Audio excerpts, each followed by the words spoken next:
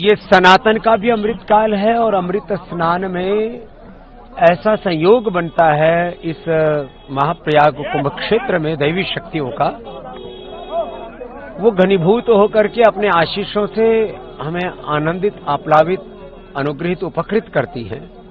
तो जो भी आज मौनी अमावस्या के इस अमृत स्नान में सौभाग्य प्राप्त कर रहे हैं, वे सब मौन पूर्वक जप, तप, ध्यान, भजन पूर्वक स्नान करें।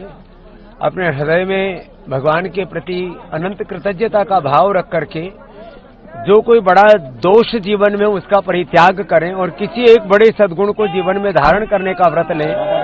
अपने सनातनी होने का गर्व करें और अनुशासन में भी रहें। कुछ ऐसे जब भीड़ बड़ी होती है तब उस समय यह भी हमें ध्यान रखना होता है कि हमारी किसी भी चेष्टा से कोई भी दुर्घटना ना हो, इसके लिए सब लोग ध्यान देंगे तो सारा अनुष्ठान पूरे निर्बाध गति से, निर्विघ्न रूप से संपन्न होगा। महाराज जी, कोई संदेश भी देना चाहेंगे लोगों को आज के दिन से? जो आ रहे हैं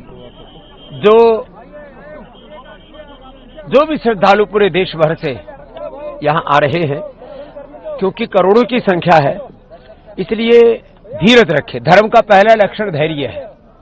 दूसरा, कहीं रुके नहीं, प्रवाह से आगे बढ़ते रहें।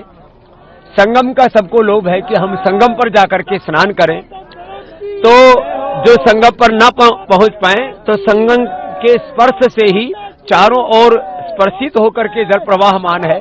इसलिए जहां भी जिसको जल प्रवाह दिख रहा है वो जल अमृत जल ही है। उसको त्रिवेणी के संसर्ग से, संपर्क से उसको अमृतत्व उपलब्ध है।